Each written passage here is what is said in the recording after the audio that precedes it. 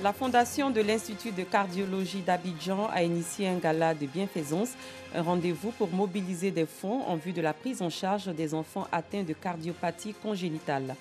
Le maire de Johannesburg, la plus grande ville d'Afrique du Sud, a annoncé ce lundi sa démission et son départ du principal parti d'opposition du pays.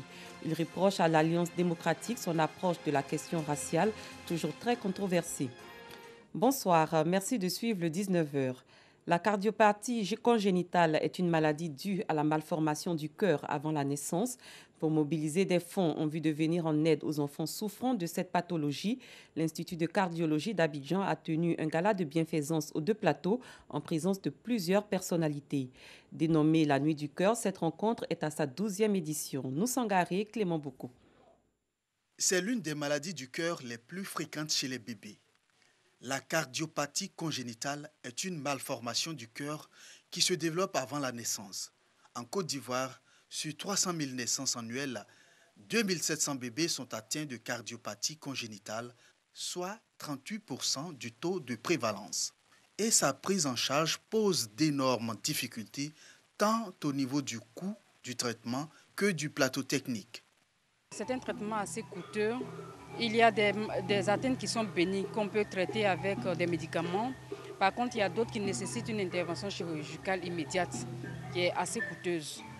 Et donc, quand on a les moyens, on peut facilement faire face à cela. Mais quand on n'a pas de moyens, l'enfant est obligé de vivre sous traitement jusqu'à ce qu'on trouve une personne de bonne volonté pour venir à son aide. Pour répondre à cette problématique, la fondation de l'Institut de cardiologie d'Abidjan est à la recherche de 100 millions de francs CFA à travers son gala annuel dénommé La Nuit du cœur. Un gala de bienfaisance pour collecter des fonds en vue de venir en aide aux enfants malades.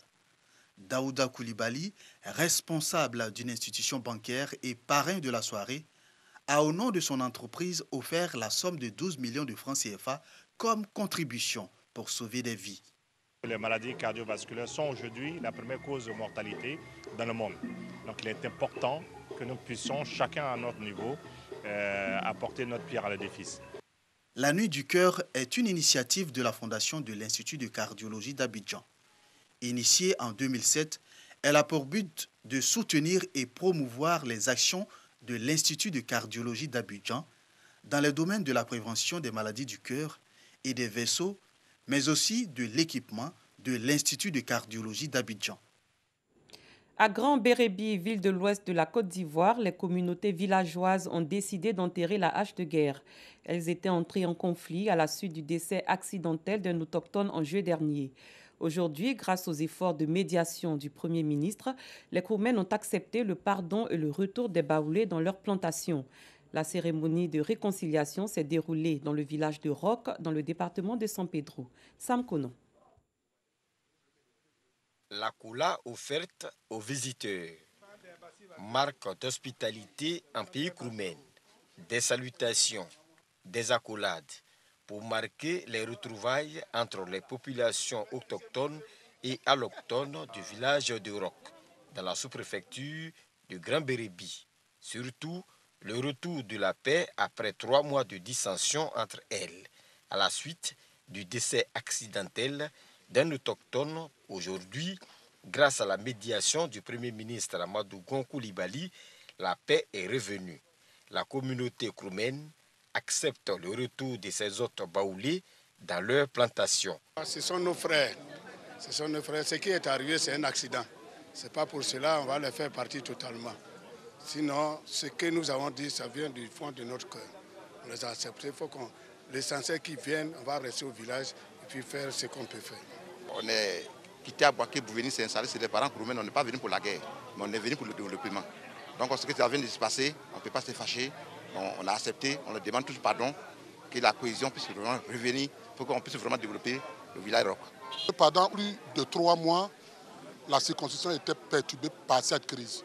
Aujourd'hui, par la grâce de Dieu, la cohésion est revenue entre les populations de Grand Bérébi. La paix n'a pas de prix. Il faut que nous œuvrons tous pour vivre dans la paix, pour vivre dans la concorde. Le ministre Félix Anoblé conduisait au nom du Premier ministre la délégation dans le village balnéaire de Roc. Il se réjouit du dénouement heureux. et invite les uns et les autres à consolider la paix et la cohésion sociale. Nous sommes ici en mission sous ordre donc, de M. le Premier ministre et sur instruction du chef de l'État pour essayer de faire en sorte donc, que cette partie du territoire ivoirien puisse retrouver l'harmonie. Et le président ne peut qu'être heureux de voir ses enfants vivre ensemble. À partir donc, du 1er novembre, les populations pourront donc tranquillement accompagner de leurs tuteurs, retrouver donc leurs différentes plantations pour se réinstaller. Donc les enfants reprendront les cours même demain matin s'ils le veulent. Un moment de jeûne et de prière œcuménique regroupant les différentes communautés villageoises est prévu les jours à venir à Roc afin de conjurer le mauvais sort. Annonce faite par le porte-parole de la tribu d'Iréoué de Grand Bérébi. Dans un autre registre, la direction de l'éducation nationale de l'IFU veut améliorer les résultats de fin d'année dans cette région au terme de l'année scolaire. Pour relever ce défi, plus de 1000 acteurs du système éducatif venus de Daokro, Prikro et Mbayakro ont été formés. Thème retenu, enseignants compétents et engagés, assurance d'une école de qualité. Soro Corona. Enseignants contractuels recrutés dans le cadre du programme social du gouvernement. La région de Gbeke enregistre 700 pour le corps enseignant du primaire. Repartis dans les 2 CAFOB de Bouaké, ils viennent de boucler leurs 2 mois de formation. Donc prêts à se mettre au service de la nation avec loyauté. Remise d'attestation de fin de formation. La cérémonie a permis aux nouveaux enseignants du primaire et aux cadres du ministère de l'Éducation nationale de rendre un hommage appuyé au chef de l'État Alassane Ouattara pour son programme social du gouvernement. Une initiative qui contribue à la réduction du chômage et règle en même temps le problème du manque d'enseignants. Rendre hommage et dire grand merci au président de la République. Merci pour tout ce qu'il a fait pour nous. Merci de nous avoir sortis du chômage. Il s'agit de faire en sorte que les enfants puissent bénéficier de l'enseignement. Or, s'il n'y a pas d'enseignants, il n'y a pas d'enseignement. Je remercie le président de la République qui a été sensible et qui a autorisé dans son programme social le recrutement de ces enseignants. C'est un véritable soulagement pour nous.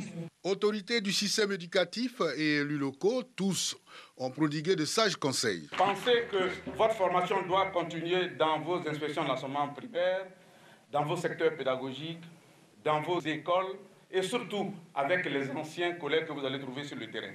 Cette cérémonie marquait également la sortie officielle de la promotion des enseignants contractuels recrutés des 2 CAFOB de Bouaké. Le baptême de cette promotion par le représentant du parrain Thiofosier, préfet de région de Gbeke, a ponctué la cérémonie. Ils sont formés gratuitement à la programmation créative à l'aide du logiciel ludo-éducatif Scratch. Eux, ce sont les jeunes des lycées et collèges de Bouaké, âgés de 8 à 23 ans. C'est à la faveur du programme Africa Code Week ou Semaine africaine du codage, édition 2019. Depuis 2015, elle se tient chaque année dans 37 pays africains, dont la Côte d'Ivoire. C'est une initiative du groupe SAP en partenariat avec le ministère de l'Éducation nationale et la fondation Jocolabs. Djeneba Ouattara. La 5e édition du programme d'éducation et de formation des élèves des lycées et collèges sur le langage informatique lancé à Bouaké. Lui est choisi pour ce lancement le lycée moderne des jeunes filles. Une action qui s'inscrit dans le cadre de la Semaine africaine du codage ou Africa Code Week. Durant cette semaine, les élèves sont formés gratuitement à l'usage du Scratch, un logiciel d'initiation au codage. Initiateur de ce programme, le groupe SAP qui bénéficie de l'appui de ses partenaires, notamment la Direction des technologies et des systèmes d'information du ministère de l'Éducation nationale, puis la fondation Jocolabs. C'est l'opportunité pour les jeunes filles d'apprendre, d'avoir des compétences quand on les a. Ça ne s'applique pas seulement au niveau du développement des logiciels, mais ça s'applique aussi à notre vie quotidienne. Le langage informatique aujourd'hui est la clé, est la base de toute initiative entrepreneuriale. Parce que nous croyons que dans quelques années, quelqu'un qui ne sait pas coder, c'est quelqu'un qui ne saura plus parler. Parce que ce sera aussi important que ça va parler le français ou l'anglais ou le chinois. Une activité qu'apprécient autorités locales et apprenantes. Vous avez une grande mission, celle de faire de l'école ivoirienne une école numérique. Désormais, l'utilisation de l'outil informatique doit être un réflexe naturel. Ça nous permet de pouvoir exprimer nos idées, de pouvoir vendre des applications, de pouvoir résoudre des problèmes. Éduquer à la base, à la maîtrise du codage, augure d'un lendemain meilleur pour le futur de la ville de Bouaké. Lancée en 2015, la Semaine africaine du codage se déroule dans 37 pays africains. L'objectif en Côte d'Ivoire est d'atteindre 300 000 jeunes pour la présente édition. Le programme Africa Code Week prend fin le 25 octobre prochain. En religion, les fidèles de la paroisse Saint-Emmanuel de l'église du christianisme céleste volent au secours des veuves et enfants démunis. Ils ont offert à ces personnes vulnérables un don en vivre à l'occasion de la fête de la moisson 2019. On en sait plus avec Doigt de Laser. Nous sommes à l'église du christianisme céleste, paroisse Saint-Emmanuel du Dokuy. Une vingtaine de veuves, des orphelins et des enfants en difficulté reçoivent des sacs de riz, du savon et de l'huile, un don offert par les fidèles de la paroisse en vue de les soulager. Quand tu fais les dons à l'orphelin, ça fait que ça aille devant, ça fait l'avancement de l'œuvre et puis les choses de spirituel aillent devant. C'est les choses que nous, en tant qu'hommes de Dieu, qui on doit faire. On a besoin de la paix. Sans la paix, on ne peut rien faire dans ce pays. Et puis, je sais que par la grâce de Dieu, cette prière, quand ça va apporter des fruits de la paix dans le cœur de chacun de nous. Et puis, je sais que le pays, ça va aller devant par la grâce de Dieu. Un geste de solidarité bien apprécié par les bénéficiaires. Les donateurs qui sont venus à notre aide, nous remercions le Seigneur Jésus à travers le chargé de paroisse afin qu'il soutienne son fils pour que davantage nous fassions encore d'autres dons encore plus consistants que ce que nous avons fait. Je dis merci à Dieu qui utilise ton enfant. Mais présentement, il a besoin de soutien pour faire l'œuvre. Parce qu'il s'occupe des veuves et des orphelins. Chaque jour, nous mangeons ici. Je dis à l'autorité de s'occuper de cet homme. Quand tu fais l'œuvre, tu as besoin de soutien. Prières et adoration ont mis fin à cette fête de moisson 2019, célébrée dans la ferveur à la paroisse Saint-Emmanuel du Dokuy. À l'étranger, 9 civils ont été tués dimanche soir dans un village de la province du Bam, dans le nord du Burkina Faso, où les attaques se sont multipliées ces dernières semaines. Dans la même soirée du dimanche, une autre attaque s'est produite contre Barsalogo, une commune de la province du Sam-Natenga, dans la région du centre-nord. Le Burkina Faso est pris depuis 4 ans et demi dans une spirale de violence attribuée à des groupes armés terroristes, certains affiliés à Al-Qaïda et d'autres au groupe État islamique. À plusieurs kilomètres du Burkina Faso, des milliers de Soudanais se sont rassemblés ce lundi dans plusieurs villes du pays, dont Khartoum, pour réclamer aux nouvelles autorités du pays la dissolution de l'ancien parti au pouvoir du président déchu Omar El-Béchir, le parti du Congrès national. Ces rassemblements commémoraient par ailleurs le soulèvement du 21 octobre 1964 qui avait renversé le chef militaire de l'époque, Ibrahim Aboud. Je ne peux plus m'accommoder d'un groupe de gens qui pensent que la race n'est pas un critère pertinent dans le débat sur les inégalités et la pauvreté en Afrique du Sud, a justifié Herman Machaba. Élu sous les couleurs de l'Alliance démocratique DA, Herman Machaba est devenu en 2016 le premier maire de la mégapole à ne pas être membre du Congrès national africain ANC, au pouvoir depuis la fin de l'apartheid en 1994.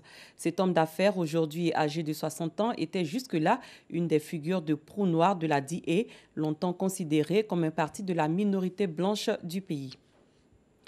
Confronté à une mobilisation populaire sans précédent, le gouvernement libanais a adopté aujourd'hui une série de réformes longtemps bloquées, mais les manifestants ont continué de crier leur colère face à une classe politique accusée d'avoir laissé couler le pays.